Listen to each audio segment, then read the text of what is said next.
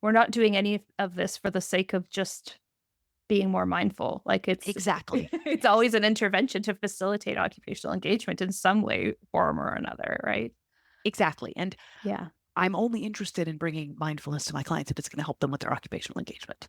What are we trying to accomplish? And that's what it gets down to. Sometimes people think, oh, if I'm doing mindfulness, it's got to be just for the sake of training someone in mindfulness. You're listening to the Brave OT podcast with me, Carlin Nink.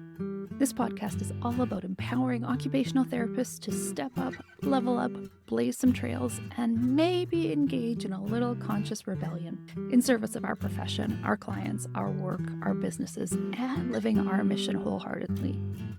We are all about keeping it real, doing hard things, unhustling, being curious, exploring, growing through our challenges, and finding joy, fulfillment, and vitality as we do so. Really, we're OTing ourselves and each other. I hope you love this episode. I just want to take a moment to say that I really appreciate you as a listener to the Brave OT podcast. I enjoy having these conversations, as you can probably tell, and it's really rewarding to hear how they impact you. So I welcome a message from you on Facebook or Instagram. I'll make sure to put those links in the show notes. Or you could even share a post about this podcast and tag me in it. It helps the message reach the people who really need to hear it. Today, we are diving into all things mindfulness in occupational therapy. Our guest today is a fellow Canadian OT who works in mental health, Sarah Good. I know we have an international audience, and our American colleagues will certainly notice our Canadian accents.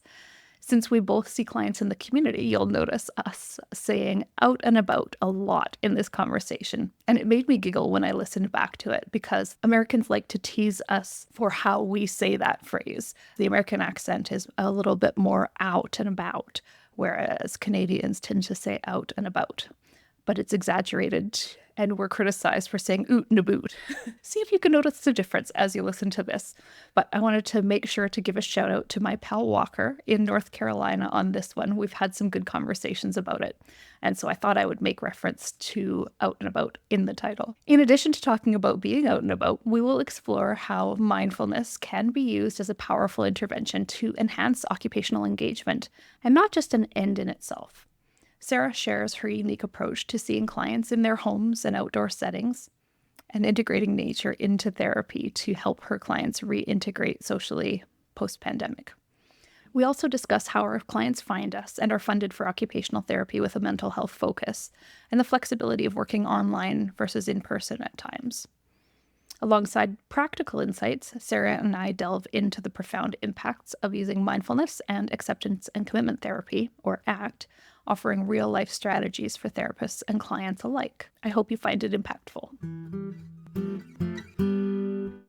Today's episode is sponsored by Jane, a clinic management software and EMR that helps you handle your clinic's daily admin tasks so you can free up your evenings and weekends. The Jane team understands how precious your time is and recognizes that charting can often be the most time-consuming admin task for practitioners. That's why they're here to help. To save you from having to start your chart notes from scratch, you can check out Jane's template library, which gives you access to templates that have been generously created and shared by health and wellness practitioners in the community. If you have a template you like, you can choose to customize it further with charting tools such as range scales, text fields, checkboxes, and more. To see how Jane can help you spend more time doing what you love, head to the show notes to grab the link and book a personalized demo. Or if you're ready to get started, you can use the code VITALITY at the time of sign up for a 1-month grace period applied to your new account. Sarah, thank you so much for joining me on the Brave OT podcast. Thank you. I'm excited to be here. I've enjoyed listening to your episodes before and reading stuff you post different places and definitely feel a connection to the work you do. So I'm happy to be here. I think we do have a lot of overlap, not only in the cities we've lived, but the ways we've practiced. And I think one of the things I loved you said when you filled out the form to book this is that you often want to jump in on the conversations when you're listening. And I find that too. Sometimes when it's like a podcast that it's like, oh, I have something to contribute. Why don't they hear me talking at them in the car? Indeed, yes. You got a lot of interesting people on here. I sometimes have other questions. I think, well, that'd be interesting. Yeah, please tell us a little bit about what you do. So I'm an occupational therapist in Ottawa, Canada, And I see people in the community, primarily people who are living with mental health issues, particularly mood issues, and often post-traumatic stress disorder, depression, anxiety, and often as well persistent pain.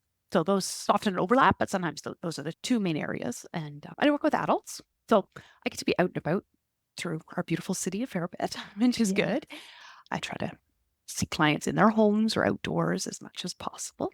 Mhm. And outside of that, I'm a mother and a spouse, and I spend a lot of my free time outdoors as well. I like cross-country skiing and swimming in the lakes around here and paddling and cycling and walking. Love to do that. And I also find mindfulness meditation has been a big part of my own big resource for me over the last a little more than 20 years of being an OT. It's been a big resource for my own personal well-being and professionally as well. So that's another part of me. And you teach these skills to OTs also, don't you? I do, yes. Yes, I run a program for occupational therapists who want to learn mindfulness for their own well-being, but also really ways to bring it to whatever their occupational therapy practice is. I've had people who work with kids and seniors and everything in between in hospitals and private practice. Yeah, so I've really enjoyed getting to know OTs throughout the world since but doing that. I feel like if there was a Venn diagram of all the things we do, we're almost eclipsed. Almost. Except I'm in Calgary, but I did live You're in Calgary. Ottawa. And so I love that journey too, because I really relate to that element of teaching, using a skill that makes a really big difference for my clients, but that when I learned it, I integrated it into my own life, and that was game changing. And I couldn't not share that with other therapists for their well being too. Right. So I'm also teaching therapists stuff that is for them. And I'm focusing a lot more on acceptance and commitment therapy, which I know you use as well. But that's a framework that I'm using to support my mental health clients in the community and teaching OTs for their well-being, but also for that skill of like how they can apply that in their practices. Yeah, this is very exciting. Absolutely. And your own well-being, right? You're probably using ACT yourself. Yeah. Yes. Yeah, totally. Exactly. That's, I think, my favorite thing about being an occupational therapist is I get to learn these different things that just help me as a human. Yeah. And then offer them to other humans. That's a really privileged space that we get to be in, to be able to dive into these things as well. And brave, right? Like think about that bridge, like that it's easy for us, like that path of, okay, I'm doing this type of work. I need to learn this skill to help my clients. And then to go, "Well, I can maybe teach other people some of this outside of a clinical practice." That's a big leap to make. How did that come about for you? Yeah, that was a big leap for me, and I think probably for lots of us. So I used mindfulness myself. Start with that as when I was a new graduate. I actually started doing mindfulness meditation I signed CDs out of the hospital wellness center and would take them to the hospital I worked in at the time, had this lovely interfaith chapel. So I used to just go in there for 10 or 20 minutes at lunchtime and turn my pager off and listen to the CDs. So that was the way I sort of introduced it to myself and thought, okay, this is helpful to just have a few minutes every day at lunch to start practicing this myself. And then I started reading more books. And so I was very much self-taught, and in there I had kids and so forth. And then 10 years ago, I then decided to train as a mindfulness meditation teacher, which was definitely a game changer for me because as I've been self-taught, I was doing the mindfulness practice for 10, 20 minutes a day, but I hadn't thought of ways that could actually impact my time that I wasn't sitting and doing the meditation. So bringing mindfulness more to my interactions with other people, clients, family members, my time walking in nature, eating, whatever else. I sort of hadn't self-taught myself of that so much. So when I trained to be a teacher, that was really the game changer of, wow, there's a lot of ways I can bring this into my day-to-day life.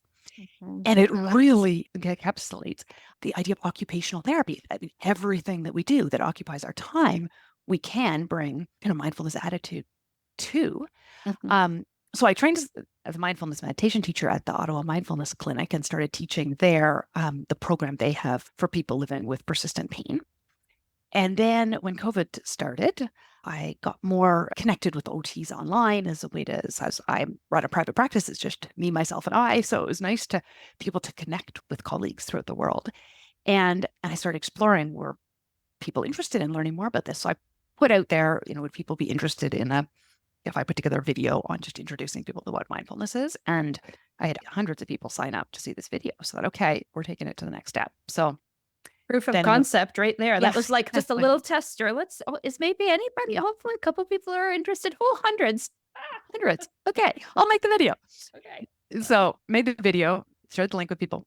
Yeah. And then I offered it as a program, which I designed to be an 8-week program starting in the fall of 2020, with the idea of there being some asynchronous stuff where people can watch videos, read things, do meditation practice on their own, and then also have group calls where we come together and can share what's hard or what questions people have, or how do I really apply it to this particular area of practice. So that's been continuing. So there was the bridge for you was taking that training to be the trainer. Then you've started to see where you had that potential to be able to deliver that as a service. But it was first integrated not as a clinical skill for you, as it was as a personal thing to do. And then it expanded from there. Yeah. Yeah. Really neat. Yeah. And when did you start your program for OTs? Been a few years. Around the same time. So I had taken a course to learn how to create a course in 2019, or I signed up for one at the kind of October 2019, and then was just too busy in my practice. So my practice is similar to yours in that it's a mental health private practice for adults. It's typically been community-based where I go, and funded by third-party referrals. So I'm getting the referrals from mostly long-term disability. Actually, I used to do more veterans affairs, but right now it's mostly been long-term disability or people paying privately. And so meeting them out and about. Now it's transitioned to a little bit more mostly online. And I miss going out actually and meeting people in clients. So I get excited when I have that opportunity again. But I was just so busy with that practice. There was so many referrals coming in that I really didn't apply what I learned in that course. And so when the pandemic hit in 2020, it was time.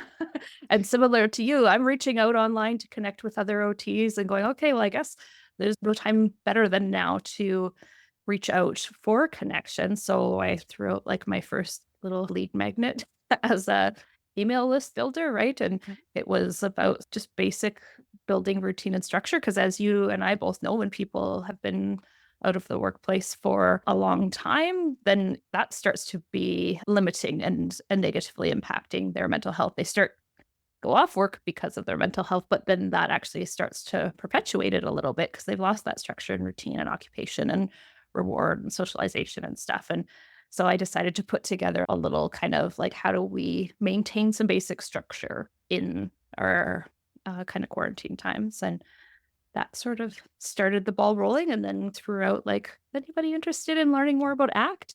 And all sorts of people. And then turned that into Activate Vitality, which is my program that I offer for OTs. And OT business owners are technically my niche at this point. You don't have to have a business to benefit. It just tends to be the group that tends to want to sign up for the program. And then my Activate Vitality Planner. So it grew and evolved. You have one? I have one. I see it's been nicely used too. It looks exactly lived in. Yeah, so I'm a fountain pen user, so then it gets a little leaked on the front here, but that's okay. It's been I love that. Yes. I find some people don't want to write in it because they're afraid of not doing it perfectly. I'm like, no, I wrote in there, like, get coffee stains on it, give it a lived in, used feel. But yes, it's been similar to you. I throw things out and try, and are people interested? And this year I ran an practical ACT for OTs course, which people really like that. So I think I'll get some feedback, do some revisions, and offer that again. I recorded it all, but sort of figuring out what people want and figuring out how to deliver it, do it kind of low key, and then see if you want to fine tune, right? Absolutely. Yeah. That is a similar experience for me. I've put things out there and then I think, okay, for instance, I said it was an 8-week course to start because I thought I'll release one asynchronous unit a week and then we'll have one call. And then people started showing up and feeling bad. Oh, I'm way behind. I thought, well, didn't do my homework. Yes. To be, there's no rush to this. Then changed it to just giving people access to the material without calling it week 1, week 2, and saying, work through it at the pace that works for you. I do have it structured so people can't get access to all the material at once. There's no binge watching of videos. But other than that, people go as slowly as they want through it and then come to the calls. I love that.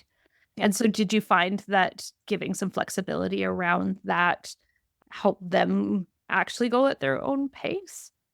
Yeah, I think so. And then what's come out of that as well is some people wanted to stick around for to be able to move through it longer. So then I've offered extensions for not if people sign up for the program, they get the asynchronous stuff forever as long as I'm Yeah. running it. So there's no deadline to that.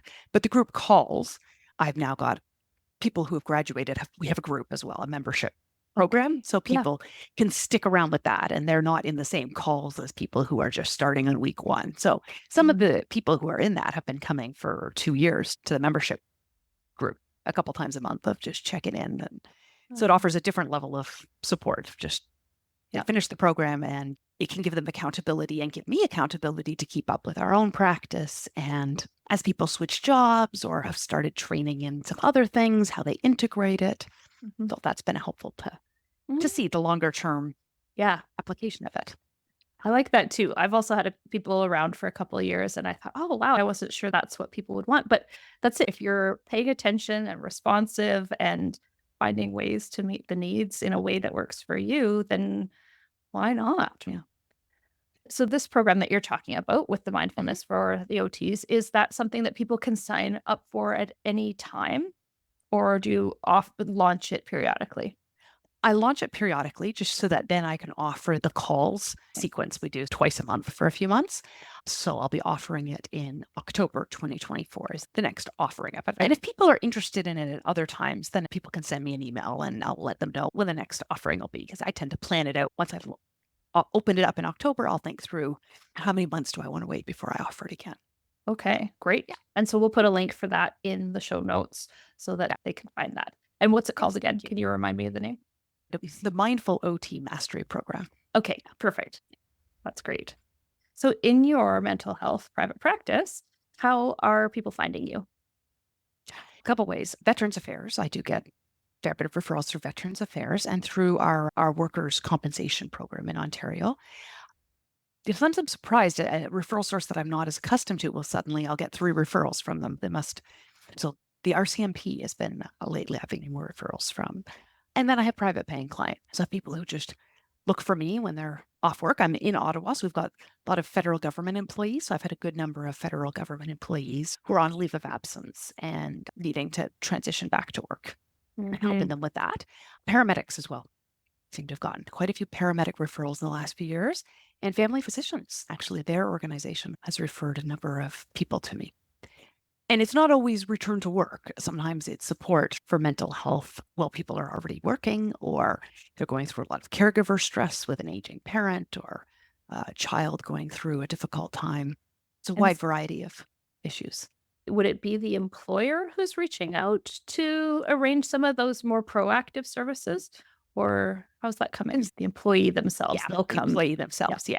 The third party people like Veterans Affairs Canada and the Workplace Safety and Insurance Board will reach out to me, but other people will reach out independently. For instance, the family physicians, there's an organization that lists where they can get some help if they're struggling with their mental health, and I'm listed on that. So they might see me on the list and just reach out to me.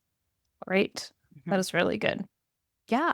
Yeah, it's a good variety. I've always enjoyed wide variation in the clients that I'm seeing.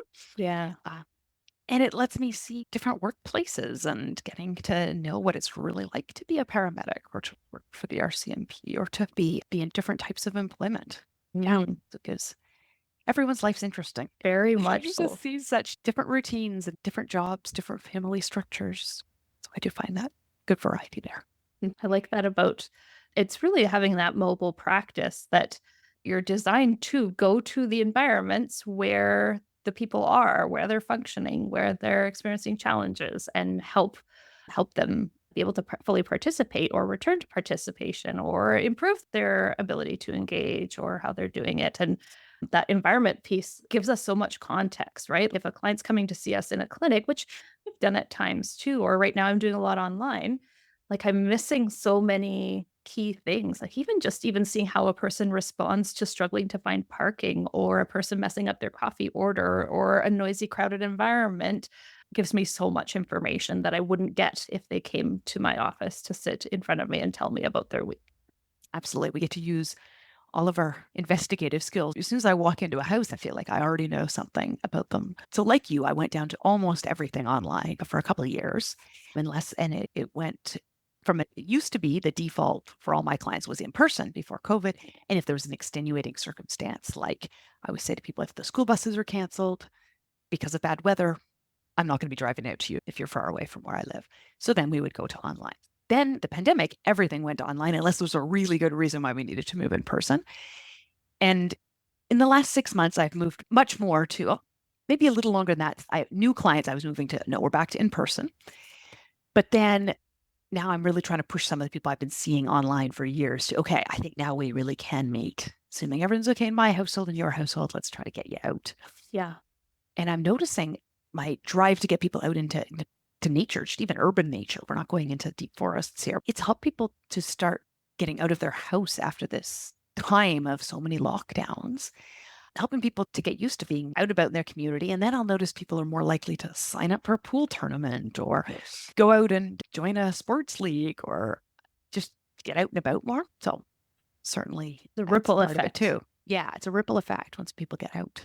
Oh, that's inspiring me because I feel like a lot of my referrals are where they used to pay me to travel to them. They're coming with, like, oh, which virtual platform are you using? Perfect. We'll give you this many hours for this many sessions. And so Right. it's become the default. And I think that it is wise to get out. And I have a park nearby here that's about a 7-minute drive. So even if I'm not getting paid to travel, why not have the person come meet you there? Yeah, that's it. Because I'll pick one if it's a private pay client. I try to avoid billing people for travel time if there's no third party involved. But yes, I'll pick a park that's very close to me that I can walk to. And it's by the canal and it's a lovely spot. And we can walk on a path or we can sit on a bench. But now we're face to face and we're out and about. Yeah. So that makes a big difference, I find. Totally. Yeah. Do you find too? I found that even just when I started walking more with people versus meeting them in a coffee shop, for instance, still face to face, but actually it's the not face to face. Like sometimes that walking side by side with them and moving, they got unstuck a lot more readily than the more stagnant face to face session. Have you experienced that? Yes, I have. I think some Yeah. people really like the eye contact. Yeah. And that's fine. So for those people, the walking isn't that great, but I've got all kinds of people out there. So not everyone likes eye contact when they're sharing things. So I think that's part of it too. Just like the parenting advice, if you need to talk to your teenager about something In the difficult, car. do it while you're Yes. driving, right? Totally. Not, Exactly. not when you're sitting at the dinner table. They can't get anywhere and they don't need to look at you as they're talking about it. The same kind of thing can be true. And then, yes, that reciprocal movement of the walking Mm-hmm. and being out in nature has a huge impact on our nervous system. And I find it an easier way to introduce mindfulness practices to people. So that idea that to practice mindfulness, we need to sit in a particular way and we need to have no distractions and we need to be able to focus and clear your mind. Yeah, I can never clear my mind, which is a good, right. I'm alive. I've got to think in mind. It's never going to clear. Yeah. But when we're out and about, often there's something they notice or something I notice. Wow, those flowers weren't out last week. Or check out the hair. And then we can stop and take some time to really notice that. And then that in itself is a mindfulness practice of we're stopping, we're noticing what's in the here and now. And sometimes I'll invite people to close their eyes, depending on what we're noticing, and bring in different senses, because we do tend to use our visual sense a whole lot. And as OTs, we're very aware of bringing a multisensory kind of approach to things. So I think the idea of when we're out in nature, there's so many ways we can engage our senses. An added bonus as well of seeing people outdoors. I totally agree. I've found that's been my go-to as well. Yeah, it's almost you teach mindfulness before even you tell them that this is mindfulness. It's just this natural thing we do. And then if you explain that was a mindful practice, no way. Who knew? I think I could do that. Exactly. I have some downloadable things on my website because this relates that OTs can download. So I'll send you the link for that as well. But one of them is ways to introduce mindfulness to your clients if it's a challenge. And that is one of the ways is don't even tell them, just sneak it in. And labeling it mindfulness can actually cause many people to be turned off the idea. But yeah, just putting a practice in there and seeing how it lands rather than, I think sometimes as OTs, we feel like we need to tell people all the research and the risks and rewards. And make sure they understand what they need to do and stuff before we just, yes.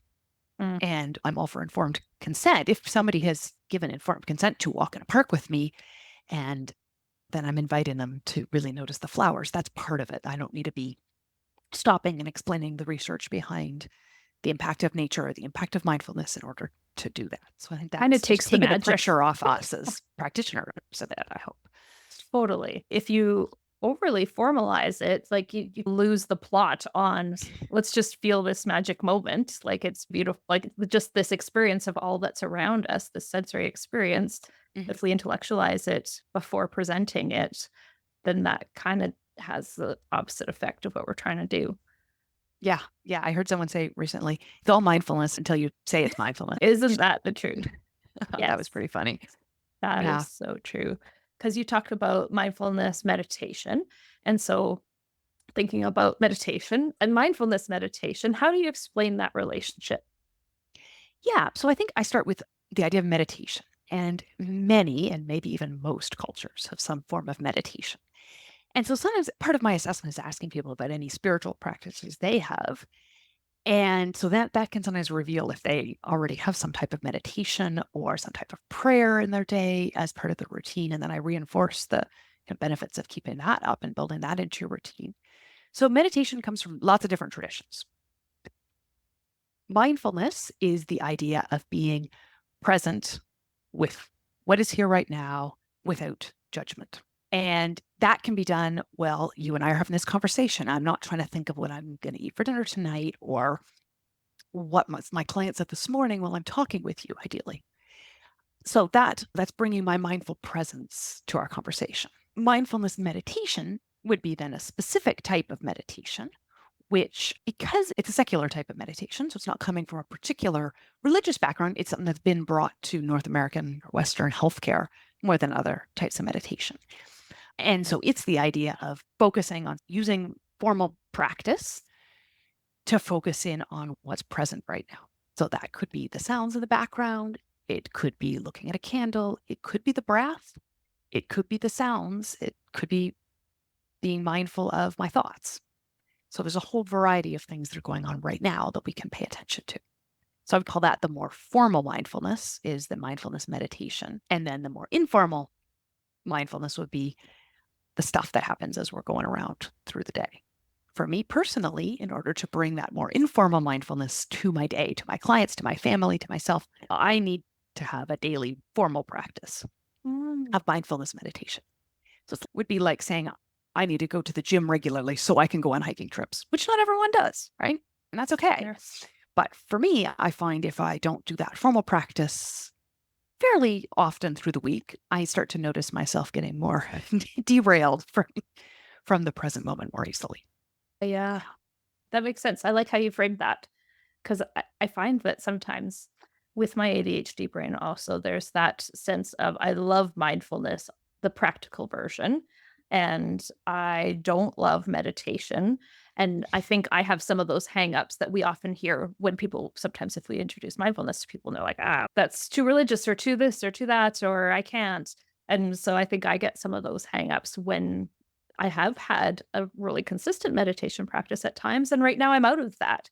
But it is interesting to think about how it's for you, it's like going to the gym so you can do the hiking or the activities you enjoy. That's a nice way of framing it. Strengthening those neural connections and habits essentially to be able to more easily be mindful throughout your other activities. Absolutely. And realizing that we're all different. Some people can feel like they're fit enough to go on a hike just because they go on hikes every week, but other people feel like they need to do certain physio exercises, maybe, or they need to go to the gym or whatever they need to do so that they can be good enough shape to go for hikes, right? Yeah, it's interesting. That ADHD mind, I don't have an ADHD mind, but I live with 3 people who do. For me, perhaps that need for that formal practice is also a removal from All the different that. spinning minds that can go Yes. around me a fair bit. That's fair. That is totally fair. Yeah, that's good. That's really good. I'm thinking about ACT and mindfulness. So we both use acceptance and commitment therapy in our work, also known as ACT. And so for the listeners, I like to kind of describe ACT. It's part of the third wave of cognitive and behavioral therapies that works really beautifully with OT. And there are 4 of 6 kind of core processes in ACT are based in mindfulness. And the other 2 are values and committed action.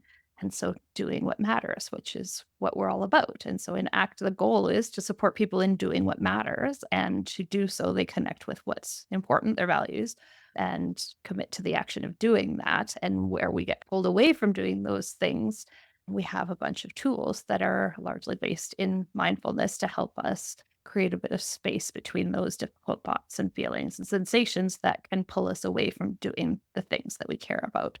And unhooking skills is a part of describing that in ACT. And so the mindfulness ones are that ability to observe the situations, the observing self, and have that ability to see what's going on, see ourselves having the thoughts and feelings, see ourselves engaging, see ourselves maybe avoiding or moving toward. And then there's that sense of being present, being there in the present moment. And then the other ones are more about accepting the difficult inner experiences, the difficult feelings, difficult emotions and sensations that come up and making room for them, turning toward them instead of trying to push them away. And then with the thoughts, we're trying to use to be able to create a bit of space between you and the thought. We don't have to change the thought. We don't have to make it positive. We just don't necessarily need to smush it all over ourselves and fully engage in the world through the view of that thought. So these processes help us to then be able to do the things that matter. And any ways we do this, we're really building that capacity to have the flexibility to surf the waves of the difficulties of being human, all very grounded in thousands of years of mindfulness. Yes, absolutely. As soon as I started learning about that, wow, it's definitely a mindfulness tool that we can use. And it's so nicely structured. There's so many specific, so much things in the ACT toolkit that we can use as OTs. The one I find I personally use the most is noticing which stories are present for me the most often, and those unhooking. I'm having the thought that I know one that I don't personally use as much, but I've had clients find very helpful is that taking that story and putting it to happy birthday or something like this, like singing it to themselves, right? Oh, it's all my fault story, and they got to sing that to themselves. And for that presence of that story. So that's where the mindfulness comes in, is I'm aware that, yes, I'm having this stories going on. I'm getting pulled. I'm getting hooked onto this story. Now it's dragging me through the day and changing perhaps my behaviors and my thoughts about the future and so forth. I find it to be a fascinating one to use on myself. And as a provider, it puts a lot of trust in my clients, which is lovely because everyone is so different. And also it doesn't put the expectation that I'm going to know what they need to do to unhook from things, or I don't know what their values are. I can help them figure out their values, but that's up to them. And their story, I use a lot one of the tools, the ACT matrix, where they draw on their values in one quadrant and the things that are true, but a challenge in their lives in another, and what it looks like in their lives when they're really getting pulled by those challenges, and then what it looks like when they're actually living out those values. And it's fascinating that every single person has a different matrix. And it's not up to me as the OT to tell people what it's going to look like for them to have a good routine in the day or start their day off really well for themselves, because what's going to start their day off well is different than what's going to start my day off well. That, and it's in motivational interviewing, I probably learned about that one first. And as soon as I learned about that, I thought, this is amazing. I can ask people the right questions and they can come up with the answers. I don't need to know. I don't need to have the solution. Totally. I have a worksheet of ACT-based questions that I think I downloaded from the ACT Made Simple Facebook group. And the author is Lou Lasbrigado.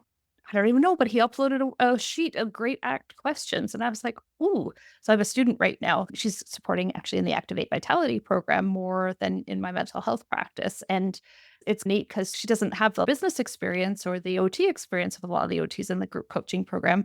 But I'm like, you don't have to actually have the answers, right? Like if you've got some great questions, this can really do it. And I remember feeling that way with motivational interviewing too when I learned it, and I incorporated it as well. But it's neat to find those questions that get you like out of that spinning thought process that's cogitating and go, oh, that kind of stops me in my tracks and gets me to think about this situation from another perspective. Yeah, and being able to pull out the right questions. That's great. The whole list of ACT questions. ACT questions are motivational interviewing questions that you can ask. So what would it look like if you had a good morning routine? What would that look like? And then being able to be that accountability person to help them build that. with their values. Yeah.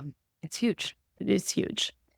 And for a lot of our American listeners, I'm sure you've provided some training and stuff to American and Canadian. A lot of the Yeah. questions we get, which are hard to answer as Canadians, how do you bill for that? Or how do you charge for that? And I know for us as Canadians, it's well, I just put an OT invoice in and I don't have to justify the modality I'm using. I don't have to explain why I did what with the types of payers that we're dealing with for the most part. But how do you respond to that for some of the people who really do need to itemize the treatment for the condition and that sort of thing? Yeah, because that does come up when people join the Mindful OTs Facebook group. I ask them, "What are some of your questions? What do you hope to learn?" And that comes up surprisingly often. Is that one of the challenges to integrating mindfulness into their practice? Is I don't know how to bill for it, or I can't bill for it. So, in speaking with some American OTs and say it's hard for me to understand and imagine as a Canadian OT is saying, well, what are you working on introducing mindfulness for? Like, what's the occupation that this is based on? Yeah. And there we go. Okay, so you're doing this as part of pain management. Then how would you normally bill pain management? You're billing it that way.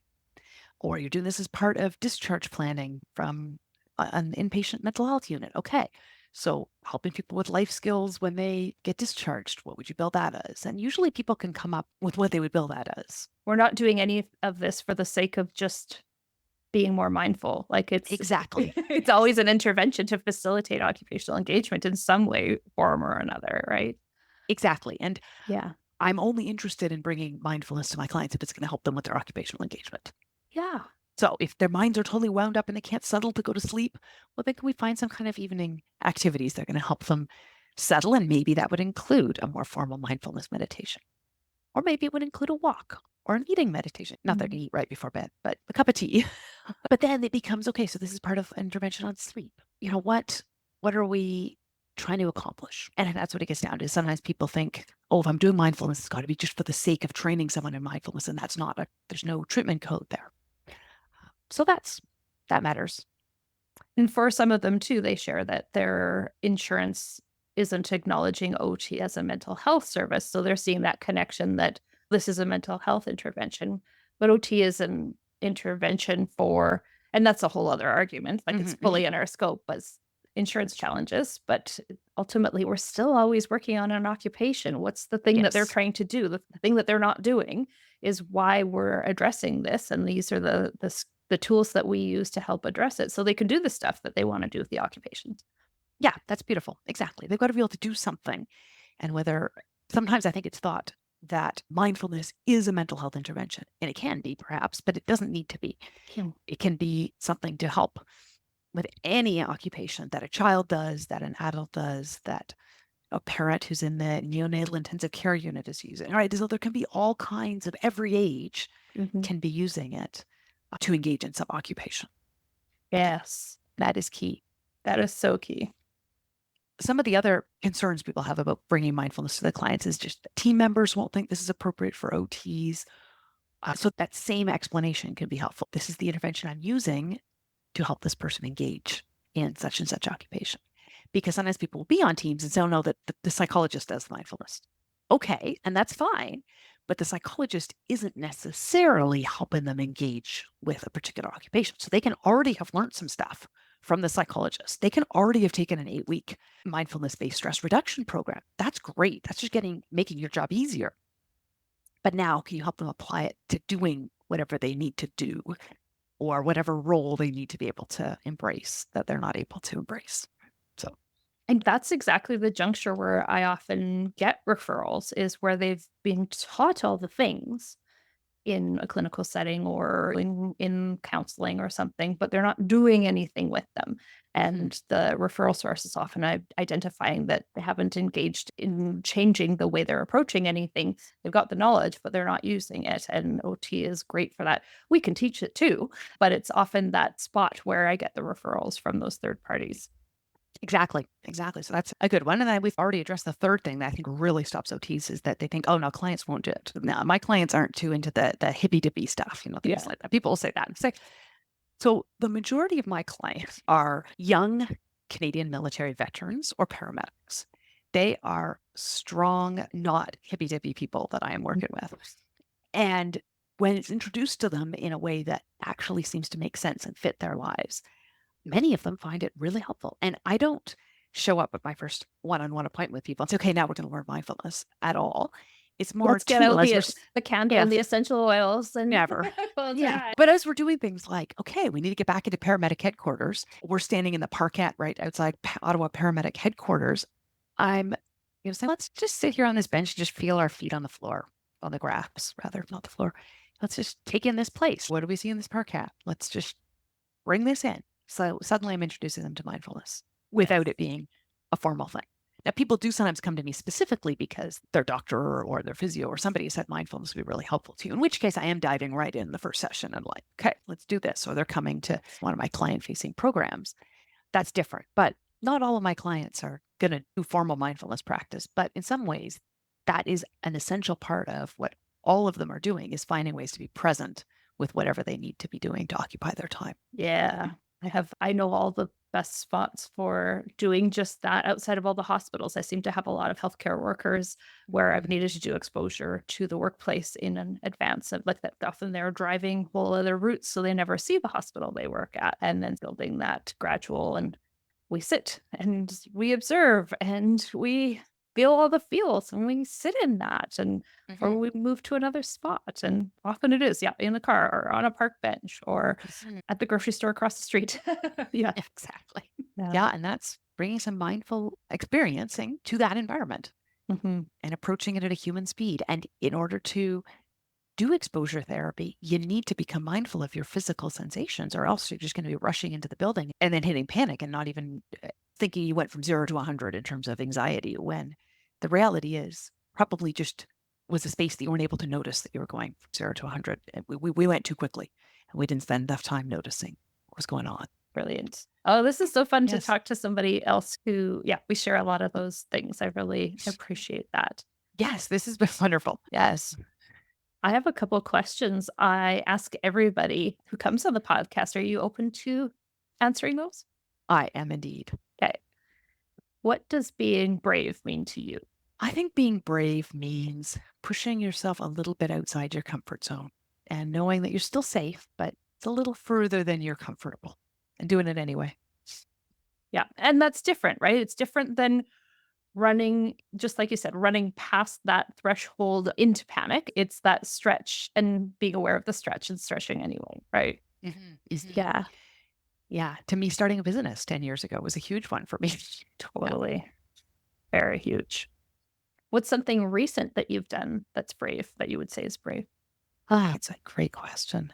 I probably don't acknowledge as much when I do things that are brave to myself. So That's a curious thing to observe. that is a curious thing. I notice when my kids do brave things, I point it out. I can look back historically and say, wow, I did those brave things. But yeah, something recent. Okay, here's one. In the last couple summers, I've been learning to sail. And I've gone to this introductory sailing course. But a couple weeks ago, I took a sailboat out by myself, not during the class, and just went out. So that felt brave and it went well. Ooh, There we that go. would be very brave. And was that on a lake nearby? It's in the Gatineau River, so very wide river. Looks very lake-like. Yeah. Cool. Really cool. Yeah. So that's pushing my comfort zone a bit. Totally. What would you like to see OTs get a little bit more brave about? I'd like to see OTs get a little more brave about pointing at how essential our services are. Like, I know it's different in different countries, but in Canada, we talk about having universal health care, but we actually have universal hospital and doctor care. Right. And occupational therapy for most people isn't covered very much under their extended health benefits, which in Canada is what we use if we need to pay out of pocket for things. I think that we need to get braver as a profession at advocating for the fact that we do provide mental health services. So that might be true for some of our colleagues in different countries, and that we do provide cost-effective ways for people to get back to living their lives. And I think it's an underappreciated profession. Yeah, for sure. This would be a good place to drop the whole Ask for OT campaign too. Mhm, Maybe I'll put mhm. some links in the show notes for Canadian OTs. There's an Ask for OT movement, and I know something nationally, and each province has a version of that where we're trying to get on more extended health benefits plans, and it's working. I think the needle is moving, but it's amazing that you can get coverage. I've seen some plans where even a nutritionist, not even a dietitian, could be covered, yet we're a regulated health profession and not some people don't have OT on their health benefits. They could get acupuncture or Chinese medicine or naturopathy or some of these other things and not OT. And it's this advocacy movement is really important. Absolutely. Yes, I saw that and signed up for it, and put it on my website, but my Facebook page. But yeah, in Ottawa, because so many people are federal government employees, it definitely the needle moved, but people get $300 a year for occupational therapy, which is That'll get not you nothing. two But sessions. yeah, they Yeah. get 5,000 a year for psychology Oh, per person. yeah. Now, sometimes mental health OT can be put on, it's not psychology, it's psychology and then it says underneath or other psychotherapy. So sometimes mental health OT, sometimes they'll let that go under there, but not always. So yeah, 300 a year is not really, it's enough for people to come and do a couple sessions with me, get a sense of where we're going. But then I find people will do maybe 4 or 5 sessions and then they start to feel like, okay, I've made some progress, and then they're done because they're now need to pay out of pocket. Right. As you say, it covers 2 sessions. Yeah. Oh boy. We need more than just getting on the benefits fund. And That's a start. yes. How would you like people to reach out to you? What's that sort of call to action that you want people to take to reach out? Yeah, excellent question. So if they're wanting to just learn more about this and learn more Mhm. about how mindfulness and have some more tools as an OT, I'd recommend they go to my free resources. That's probably a good spot to start. Okay. People are welcome to email me. So you can put my email down there as well. And I do write back to people who write to me. They can DM me or message me on social media. I cannot guarantee a prompt response. I'm not that great at checking those. I'm not checking those every day or two. But if they do have a question, email, or if they download one of the items from the free resources, they'll be added to my mailing list, which they can unsubscribe from if they would like. But it gives a couple little emails with get some blurbs on what's going on, what's happening. And then about once a month, I send out an email on it. That's great. And I'll ensure that I include a link to the Mindful OT Mastery Program as well. Excellent. Thank you. Yeah. That would be great. Yes. Good. Oh, thank you so much. Well, This is thank you. such a delight, and I feel excited and inspired and truly love this work. People often talk about when they're in a state of burnout, wanting to get out of OT and build something that's more leverageable or that they can serve many. And I like that side, but I don't want to stop doing this stuff that we've talked about. I really love doing this client work. I can't Mm. imagine not doing it. No, me too. I love the client work. I love seeing people's lives sometimes change direction or sometimes go back to what they thought they couldn't get back to. It's amazing. Yeah, so Yeah. rewarding. Yeah, We just need to find ways to work that are sustainable for our lives. exactly. Mhm. I think part of that is running our own businesses sometimes, as long as you can do that within maintaining your own boundaries. Otherwise, it becomes the flip side of that, which is a recipe for burnout. So true. Good reminders. Thank you, Sarah. Thank you very much for having me. It's been a pleasure. My pleasure as well. I really hope this conversation with Sarah Good inspired you to think about how you are showing up as a therapist, how you're working, and how you'd like to be working. Sarah's Mindful OT Mastery Program is going to open very soon if you're listening to this podcast at launch time. It'll be open for enrollment November 18th to 21, 2024, and there's a link to the registration page in the show notes. At this point, I think you can sign up to be notified when it opens for registration. The program is for occupational therapists and is designed to help you incorporate mindfulness into your occupational therapy practice and into your personal life. Sarah's brave move into providing a unique and much needed service that felt aligned with her values and life experiences is exactly why I developed Activate Vitality. We've recently switched from always accepting new participants to only opening the doors 3 to 4 times per year for the Activate Vitality program. I invite you to visit my program page, linked in the show notes, to book a time with me if you'd like to have a quick chat or be notified of the next time we are accepting OT business owners who want to thrive without the hustle. Thanks again for listening, and please send this episode to a friend who needs to hear it. as always, be brave, OTs.